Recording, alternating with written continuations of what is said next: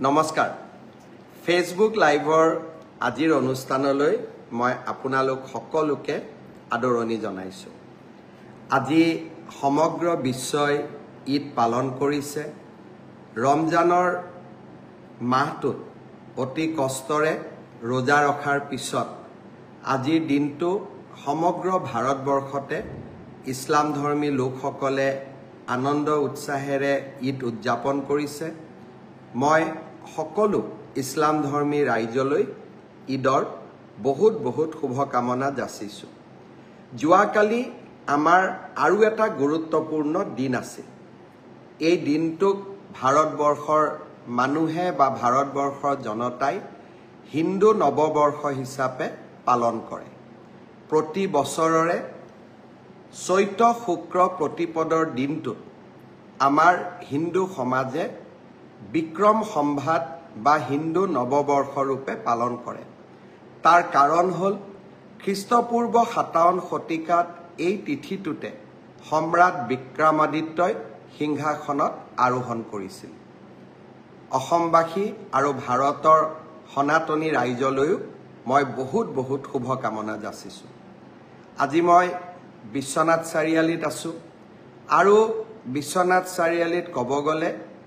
আজি এটা সুন্দৰ দিন অতিবাহিত কৰিলোঁ। বহুদিনৰ পৰা মনত এটা আশা পুহি ৰাখিছিলোঁ যে বিশ্বনাথ ঘাটৰ পৰা উমা তামনিলৈ যোৱা পথছোৱা বা ই এটা নদীদ্বীপ উমা তামনি, বিশ্বনাথ ঘাটৰ পৰা উমা তামনিলৈ আমি এটা ৰোপৱে বনাম। আৰ্কিঅলজিকেল ছাৰ্ভে অৱ ইণ্ডিয়া, বন বিভাগ সকলোৰে পৰা ক্লিয়াৰেন্স লওঁতে সময় লাগিলে, কিন্তু আজি আমি 60 কোটি টকা ব্যয়েৰে বিশ্বনাথ ঘাটৰ পৰা উমা তামনিলৈ যোৱা ৰোপৱেটোৰ আধাৰশিলা স্থাপন কৰিলোঁ। আৰু মই বিশ্বাস কৰোঁ এবছৰৰ পৰা 18 মাহৰ ভিতৰত 60 কোটি টকা ব্যয়েৰে এই ৰোপৱেটোৰ নিৰ্মাণ কাৰ্য আমি সমাপন কৰিব পাৰিম। অসমৰ ই এটা দ্বিতীয় ৰোপৱে হ'ব গুৱাহাটী উত্তৰ গুৱাহাটীৰ পিছত। গুৱাহাটী উত্তৰ গুৱাহাটীৰ ৰোপৱেৰ লগতো মই জড়িত হৈ আছিলোঁ। আজি আৰু এটা ৰোপৱে নিৰ্মাণৰ লগত জড়িত হ'বলৈ পাই সঁচাকৈয়ে মনত প্ৰাপ্তিৰ আনন্দ অনুভৱ কৰিলোঁ। মোৰ মনত এটা ডাঙৰ ইচ্ছা আছে। খানাপাৰাৰ পৰা গুৱাহাটী বিমানবন্দৰলৈ আমি যদি ৰোপৱে এটা দি যাব পাৰোঁ, তেতিয়াহ'লে আমাৰ বহুত টকা পইচাৰ খৰচ বাচি যাব, প্ৰদূষণ মুক্ত হ'ব। আজি তাৰো প্ৰাৰম্ভিক আলোচনা আমাৰ অভিযন্তাসকলৰ লগত বহি একেলগে আগবঢ়ালোঁ। কামাখ্যা ৰেলৱে ষ্টেচনৰ পৰা মা কামাখ্যা মন্দিৰলৈ যোৱা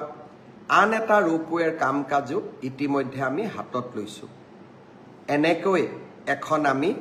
লাহে লাহে আধুনিক আৰু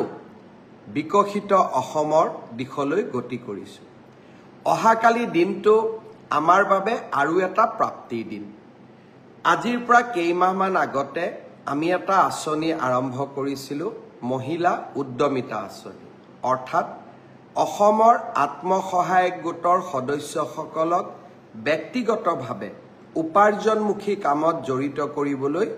10,000 টকাকৈ আমি সহায় কৰিম। এই 10,000 টকাৰ সদব্যৱহাৰ হ'লে ভৱিষ্যতে আমি 25,000 টকা আৰু 25,000 টকাও উৎপাদনমূলক কামত ব্যয় কৰিলে ভৱিষ্যতলৈ বেংকৰ সৈতে 50,000 টকা। যেতিয়া মই এই আঁচনিটোৰ কথা কৈছিলোঁ, মহিলা সমাজে অত্যন্ত উৎসাহেৰে আগবাঢ়ি আহিছিল। আঁচনিটো ৰূপায়ণৰ নীতি নিয়ম পালন কৰোঁতে কিছু সময় লাগিলে। কংগ্ৰেছে উলিয়াই দিলে যে মুখ্যমন্ত্ৰী এনেই কৈছে, মহিলাসকলক ঠগালে, মহিলাসকলক পইচা কেতিয়াও নিদিয়ে। অহাকালি বিহালীত এই আঁচনিটোৰ আমি শুভ উদ্বোধন কৰিম। বিহালীত 23,000 মহিলাই এই আঁচনিটোৰ প্ৰথম পৰ্যায়ৰ 10,000কৈ টকা লাভ কৰিব। এই আঁচনিটোৰ জৰিয়তে অসমৰ আমি 27 লাখ মহিলাক 10,000 টকাকৈ প্ৰদান কৰিম, 2,700 কোটি টকা। আৰু নগৰ অঞ্চলতো 3 লাখ মহিলাক এই আঁচনি আমি প্ৰদান কৰিম, তাতো আমাৰ প্ৰায় 300 কোটি টকা। অৰ্থাৎ আমাৰ আই মাতৃসকলক উৎপাদনমুখী আৰু মহিলা সবলীকৰণৰ দিনত কালি আকৌ এটা বিশাল পদক্ষেপ অৰুণোদয়ৰ পিছত মহিলা সবলীকৰণৰ ক্ষেত্ৰত অসমে অহাকালি আৰু এটা শক্তিশালী খোজ পেলাব বিহালীৰ কালি সভাখনৰ বাবে নিশাটো অপেক্ষা কৰিম মই সকলো আই মাতৃসকলক শুভকামনা জনাইছোঁ আজি গহপুৰলৈ গৈছিলোঁ GNM স্কুল এখনৰ শুভ উদ্বোধন হ'ল আৰু কনকলতা বিশ্ববিদ্যালয়ৰ বিষয়েও ৰাইজৰ লগত কথা বতৰা পাতিম শ্ৰদ্ধাৰ ৰাইজ কংগ্ৰেছ দলে কৈছিলে যে বিজেপিয়ে পঞ্চায়ত নিৰ্বাচন অনুষ্ঠিত নকৰে মই আপোনালোকক বিনম্ৰতাৰে সৈতে ক'ব বিচাৰোঁ যোৱা মাহতো আমি পঞ্চায়ত নিৰ্বাচন পাতিব পাৰিলোহেঁতেন কিন্তু ল'ৰা ছোৱালীয়ে পৰীক্ষা দিব নোৱাৰিলেহেঁতেন ল'ৰা ছোৱালীৰ স্বাৰ্থ মোৰ ভাগিনসকলৰ স্বাৰ্থ মোৰ বাবে আটাইতকৈ ওপৰত পৰীক্ষাৰ পৰিৱেশ শেষ হৈ গ'ল অহা 2 এপ্ৰিলৰ পৰা 5 এপ্ৰিলৰ ভিতৰত নিৰ্বাচনী আয়োগে পঞ্চায়ত নিৰ্বাচন ঘোষণা কৰিব আমি শিক্ষাৰ আন্দোলনো কৰিম গণতন্ত্ৰৰ আন্দোলনো কৰিম কংগ্ৰেছ দলৰ আৰু এটা প্ৰচাৰ অহা 3-4 দিনৰ ভিতৰত ভুৱা বুলি প্ৰমাণ হ'ব 2 তাৰিখে মই যোৰহাটলৈ যাম যোৰহাট চিকিৎসা মহাবিদ্যালয়ৰ সন্মুখত এখন সুন্দৰ উৰণীয়া সেতুৰো শুভ উদ্বোধন কৰিম আৰু 2 তাৰিখে সন্ধিয়াও আমি সমগ্ৰ অসমতে ইতিমধ্যে আৰম্ভ কৰা খেল মহাৰণৰ জিলা পৰ্যায়ৰ প্ৰতিযোগিতাসমূহো গুৱাহাটীত আৰম্ভ কৰিম এই কথাখিনি কৈ থাকোঁতে মোৰ এটা কথা মনত পৰিলে যেতিয়া পঞ্চায়ত নিৰ্বাচন হ'ব একাদশমান শ্ৰেণীৰ 3খন পৰীক্ষাৰ যি প্ৰশ্ন কাকত ফাদিল হৈছিল তাৰো আমি পৰীক্ষা পাতিব লাগিব পৰহি দিনাখন মই 29 তাৰিখে মই দুধনৈত গৈছিলোঁ দুধনৈত এগৰাকী ছাত্ৰীয়ে মোৰ ওচৰত আহি ক'লে যে মামা উচ্চতৰ মাধ্যমিক দ্বিতীয় বৰ্ষৰ বাবে প্ৰস্তুতি হোৱাৰ সময় এতিয়া যদি আমি একাদশমান শ্ৰেণীৰ পৰীক্ষাটোলৈ চিন্তা কৰি থাকোঁ আমাৰ হায়াৰ ছেকেণ্ডাৰী দিবৰ বাবে আমি মাত্ৰ 8 মাহ মানেহে পাম এই পৰীক্ষাটো নপতাকৈ থাকিব এই বছৰ নোৱাৰি নেকি মই ভাবোঁ যে আমি সেবাই এই দিশটো বিবেচনা কৰিব লাগে যিয়ে নহওক কিয় 2খন বা 3খন প্ৰশ্ন কাকত বাকি ৰৈ গৈছে আৰু পৰীক্ষাটো যদি এপ্ৰিলৰ শেষত বা মে'ত আমি অনুষ্ঠিত কৰোঁ ল'ৰা ছোৱালীবিলাকো টেনশ্যনত থাকিব আৰু তেওঁলোকে দ্বাদশমান শ্ৰেণীৰ বাবে নিজক প্ৰস্তুতিও কৰিব নোৱাৰিব মই ভাবোঁ যে একাদশৰ পৰা দ্বাদশ শ্ৰেণীৰ পৰীক্ষাটো যিহেতু পাছ আৰু ফেল নাই সেইবাবে সেবাই এই বছৰ বাকি ৰৈ যোৱা প্ৰশ্ন কাকতখিনিৰ ওপৰত পৰীক্ষা নাপাতিলেও হ'ব অহা বছৰ আমি একাদশমান শ্ৰেণীৰ পৰীক্ষাটো কেনেকৈ কঠোৰভাৱে নিয়ন্ত্ৰিতভাৱে পাতিব পাৰোঁ তাৰ বিষয়ে আমি আলোচনা কৰিম আৰু যিসকলে প্ৰশ্ন কাকত ফাদিল কৰিলে তেওঁলোককো আমি কঠোৰ শাস্তি দিম কিন্তু কোনোবা 2-এজন দুৰ্বৃত্তৰ বাবে গোটেই ছাত্ৰ ছাত্ৰী সমাজখন তেওঁলোকে টেনশ্যনত কিয় থাকিব লাগে তাৰ যুক্তিও নাই আনহাতে পঞ্চায়ত নিৰ্বাচন অনুষ্ঠিত হ'ব মে মাহত আমি পৰীক্ষা পাতিলে ল'ৰা ছোৱালীবিলাকে দ্বাদশমান শ্ৰেণীৰ বাবে কেতিয়া প্ৰস্তুতি কৰিব মই আমাৰ স্কুল এডুকেশ্যন বৰ্ডক অনুৰোধ কৰিম শিক্ষা বিভাগক অনুৰোধ কৰিম বিষয়টো যাতে আকৌ এবাৰ বিবেচনা কৰে ছাত্ৰ ছাত্ৰীসকলক টেনশ্যনৰ পৰা আমি যাতে মুক্ত কৰি দিওঁ মই যেতিয়া এনেকৈ সভা সমিতিত যাওঁ হঠাতে লগ পোৱা জনসাধাৰণে কোৱা কথাবোৰ মই খুবেই গুৰুত্ব দিওঁ কাৰণ মুখ্যমন্ত্ৰী হ'লে সকলো কথা জানিব নোৱাৰি যেতিয়া আমি গাঁৱত যাওঁ চহৰত যাওঁ সৰ্বসাধাৰণ মানুহক কথা পাতোঁ তেতিয়া আমি নিজৰ ভুলবিলাকো নিজে বুজি পাওঁ আমি আমাৰ আঁচনিবিলাক সংশোধন কৰিব পাৰোঁ আৰু জনগণৰ সেৱাত আমি কাম কৰিব পাৰোঁ আমি দিছপুৰত বহি থাকিলে একাদশমান শ্ৰেণীৰ ছাত্ৰ ছাত্ৰীসকল যিসকলে হায়াৰ ছেকেণ্ডাৰী পৰীক্ষা দিব লাগিব ফাইনেল ইয়াৰৰ জীৱনৰ আটাইতকৈ মূল্যৱান পৰীক্ষা তাৰ হয়তো আমি বেদনা বা তেওঁলোকৰ অনুভৱবোৰ বুজিবই নোৱাৰিলোহেঁতেন। দুধনৈত গৈ মোৰ ভাগিন ছাত্ৰীজনীৰ মুখেৰে শুনা কথাখিনি মোৰ মনত লাগিল যে ই যুক্তিৰ ওপৰত প্ৰতিষ্ঠিত। সেৱাই নিশ্চয় এই দিশত বিচাৰ বিবেচনা কৰিব আৰু ছাত্ৰীসকলক প্ৰস্তুত হ'বলৈ সময় আৰু সুবিধা উলিয়াই দিম। অহাকালি দিনটো মহিলা উদ্যমিতাৰ বাবেই এটা প্ৰাপ্তিৰ দিন নহয়। অহাকালি আৰু দুটা নতুন আঁচনি আমি আৰম্ভ কৰিম। আঁচনি নহয়, বাজেটত ঘোষণা কৰা সিদ্ধান্তৰ কাৰ্যকৰীকৰণ। অহাকালিৰ পৰা আমাৰ ইলেক্ট্ৰিচিটিত ঘৰুৱা গ্ৰাহকসকলৰ প্ৰতি ইউনিটত অহাকালিৰ পৰা ইলেক্ট্ৰিচিটিৰ দাম 1 টকাকৈ কমিব। বাজেটত আমি ঘোষণা কৰিছিলোঁ যে মে' মাহৰ পৰা প্ৰতি ইউনিটতে 1 টকাকৈ দাম কমিব। অহাকালিৰ পৰা দাম কমিলেও মে' মাহৰ বিলখনতহে আপোনালোকে ইয়াৰ ফলাফল পাব, কাৰণ কালিৰ পৰা আপোনালোকে যি ইলেক্ট্ৰিচিটি ব্যৱহাৰ কৰিব তাৰ দাম আমি 1 টকাকৈ প্ৰতি ইউনিটত কমকৈ ল'ম। উদ্যোগ খণ্ডৰ বাবে আমি 25 পইচা হ্ৰাস কৰিছোঁ আৰু ঘৰুৱা উপভোক্তাসকলৰ বাবে 1 টকা হ্ৰাস কৰিছোঁ। স্মাৰ্ট মিটাৰ ব্যৱহাৰৰ কাৰণে আজি আমাৰ ইলেক্ট্ৰিচিটি বোৰ্ডে ৰাজহ সংগ্ৰহৰ ক্ষেত্ৰত ভাল ফলাফল দেখুৱাব পাৰিছে। আৰু আমি যেতিয়া বেয়া ফলাফল দেখুৱাওঁ, আমি কাৰ ওপৰত ইলেক্ট্ৰিচিটি বিলবিলাক জাপি দিওঁ? যিসকলে সদায় নিয়মিতভাৱে ইলেক্ট্ৰিচিটিৰ বিল দিয়ে। চৰকাৰে যেতিয়াই বিদ্যুৎ যোগানত লোকচান হয়, আপোনালোকে ধৰি ল'ব যে নিয়মিতভাৱে যিসকলে বিদ্যুতৰ বিল দিয়ে তেওঁলোকৰ ওপৰতে আমি বিদ্যুতৰ বোজা জাপি দিওঁ, আৰু যোনে বিল নিদিয়ে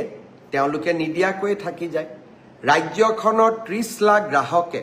আজি স্মাৰ্ট মিটাৰ গ্ৰহণ কৰাৰ বাবে ৰাজহ বৃদ্ধি পাইছে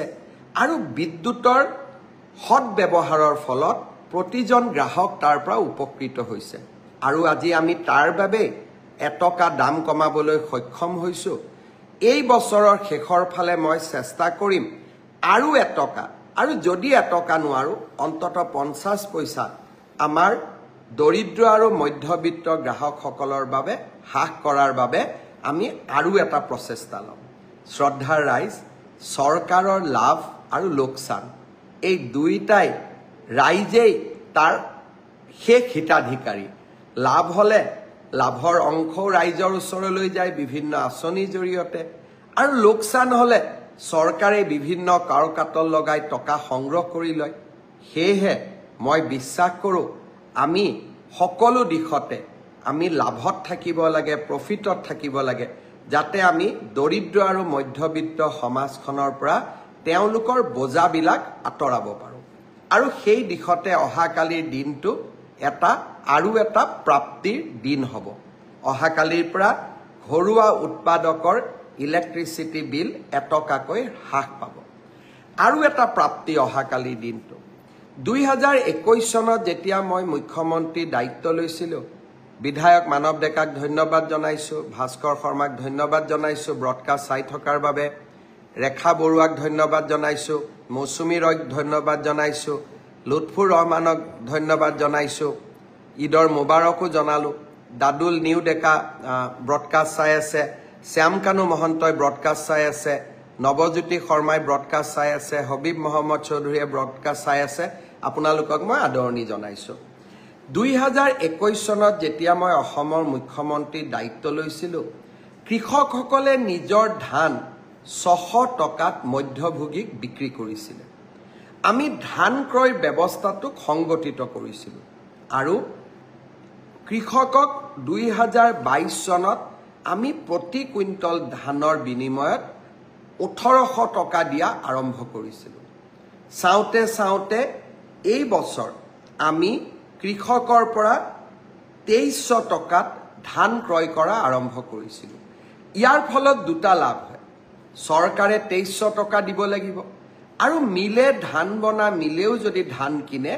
তেওঁলোকে 2300 বা 2250 দিবই লাগিব। 600 টকাৰ দিন আৰু আজি নাই। কিন্তু মই বিশ্বাস কৰোঁ অসমৰ যুৱ প্ৰজন্মক আমি কৃষি ক্ষেত্ৰলৈ উভতাই আনিবই লাগিব।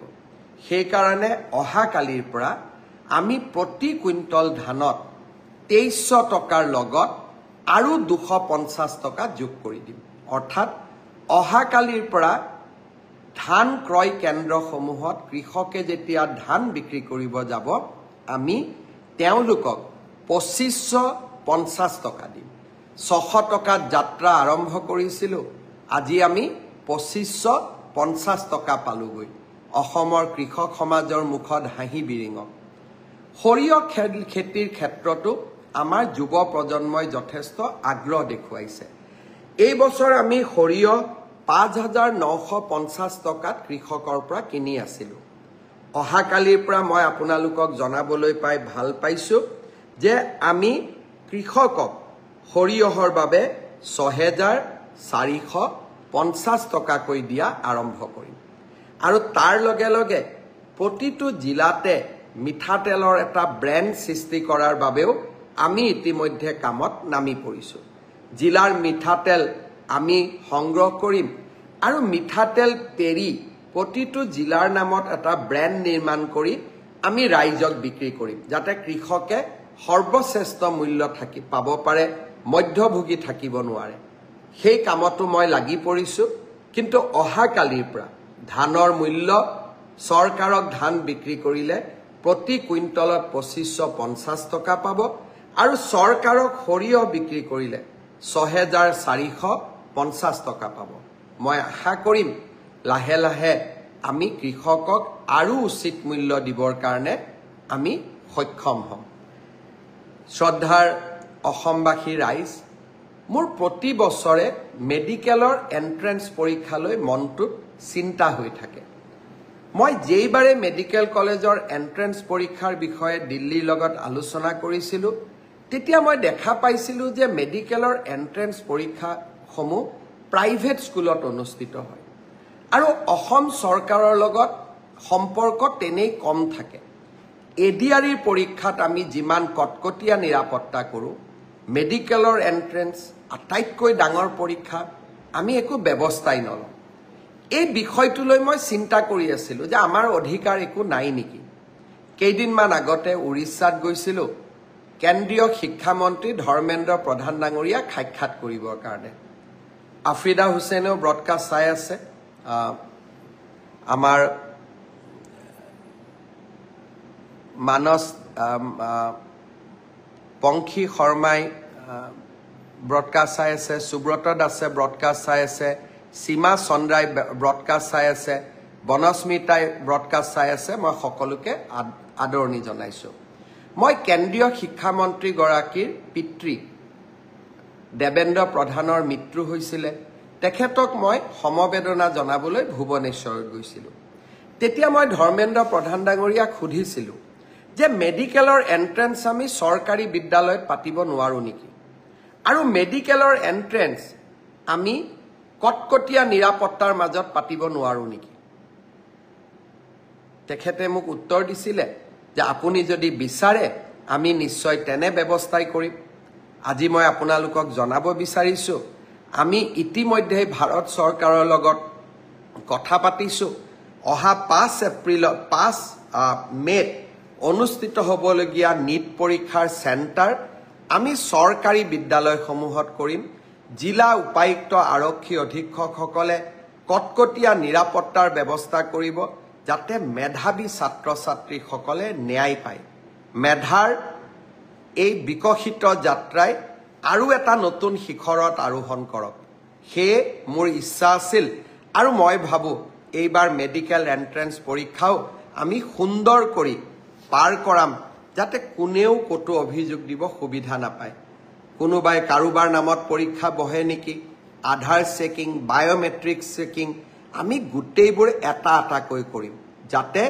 এইবাৰৰ পৰীক্ষাৰ ফলাফলে এটা মেধাৰ কেৱল মাত্ৰ মেধাক প্ৰতিনিধিত্ব কৰে আগতে যে মেধাত হোৱা নাছিল মই তাক নকওঁ কিন্তু এইবাৰ আমি তাক নিশ্চিত কৰিব খুজিছোঁ যাতে আমাৰ ছাত্ৰ ছাত্ৰীসকলে ন্যায় পায় বহুতো ছাত্ৰ ছাত্ৰীয়ে মোক হোৱাটছআপ দিয়ে সুধে দাদা এডিআৰিত যে OMRখন আপোনালোকে দিয়ে এনসাৰ কিটো পাব্লিছ কৰি দিয়ে মেডিকেল বা হেলথ ডিপাৰ্টমেণ্টৰ পৰীক্ষাত আপোনালোকে কিয় নকৰে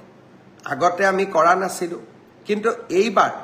জানুৱাৰী মাহত হৈ যোৱা টেকনিক্যাল পৰীক্ষাৰ এনসাৰ কি আমি 12 এপ্ৰিল তাৰিখে প্ৰকাশ কৰিম আৰু যিসকলে OMR খন সংগ্ৰহ কৰিব বিচাৰে তেওঁলোকেও 50 টকা দি OMR খন সংগ্ৰহ কৰিব পাৰিব আৰু যিসকলে এনসাৰ কি চোৱাৰ পিছত এনসাৰ কি চ্যালেঞ্জ কৰিব খোজে তাৰ বাবেও আমি সুবিধা কৰি দিম অৰ্থাৎ স্বচ্ছতা সকলো ক্ষেত্ৰতে যোৱাকালি হৈ যোৱা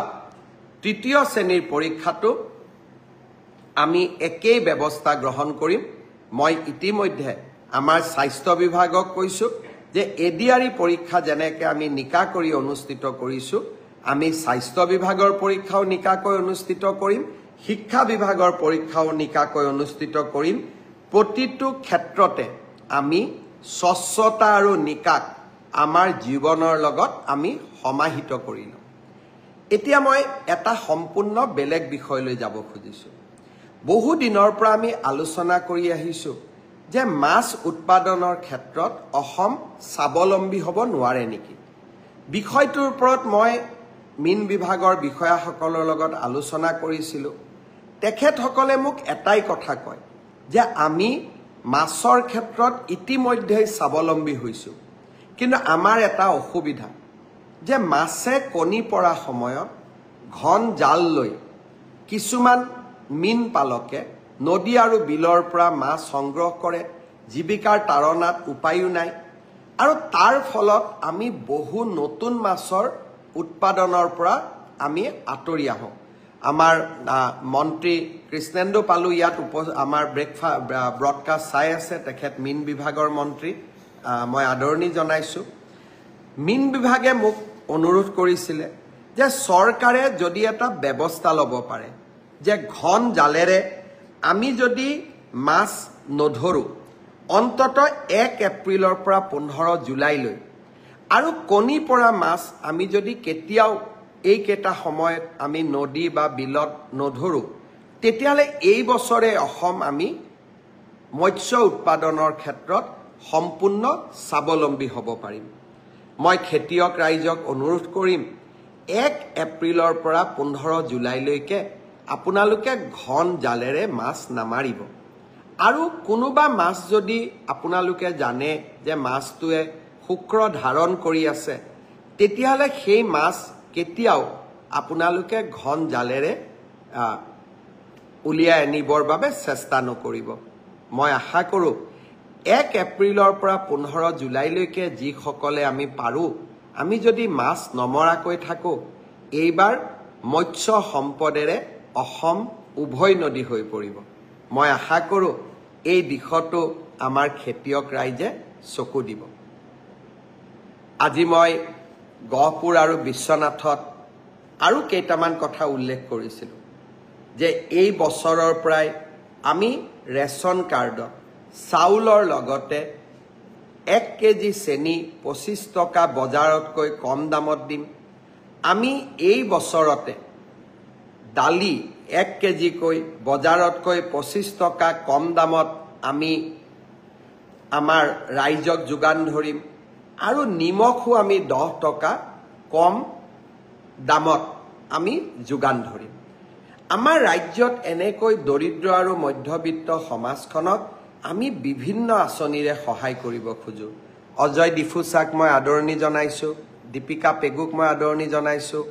ধীৰেন কছাৰীক মই আদৰণি জনাইছো বন্দনা তালুকদাৰক আদৰণি জনাইছো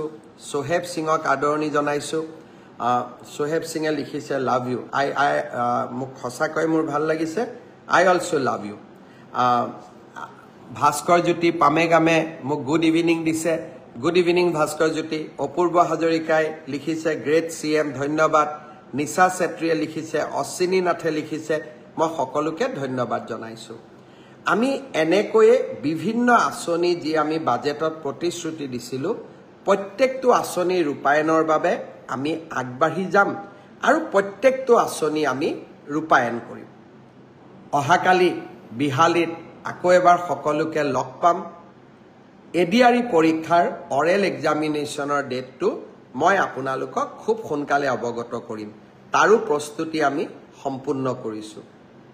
মই বিশ্বাস কৰোঁ যে সকলোৰে এনে সমূহীয়া প্ৰচেষ্টাত আমি আগবাঢ়ি গৈ থাকিম দুৰন্ত গতিত অসমৰ অনিৰুদ্ধ যাত্ৰা সদায়ে অব্যাহত থাকিব আৰু সকলো ৰাইজক লগত লৈ আমি এখন নতুন অসম নিৰ্মাণ কৰিম ফেচবুক লাইভত আৰু আজিলৈকে ইমানতে সামৰিব খুজিছোঁ আজি নিশা বিশ্বনাথ চাৰিআলিত কটাম অহাকালি বিহালী আৰু চতিয়া সমষ্টিটো যাম অৱশ্যে আজিকালি চতিয়াক আমি নদুৱাৰ সমষ্টি ৰূপে জানো অহাকালি মই নদুৱাৰতো যাম আৰু পৰহি দিনাখন যোৰহাটলৈ যাম তাৰ পিছতে পঞ্চায়ত নিৰ্বাচন 2 তাৰিখে ৰাভা হাছঙৰ নিৰ্বাচনো অনুষ্ঠিত হ'ব শান্তিপূৰ্ণভাৱে নিৰ্বাচন অনুষ্ঠিত হওক সকলোকে শুভেচ্ছা জনাইছোঁ পুনৰ এবাৰ আপোনালোকক ধন্যবাদ জনাই ফেচবুক লাইভ সামৰণি মাৰিছোঁ ধন্যবাদ জয় হিন্দ বন্দে মাতৰম শুভৰাত্ৰি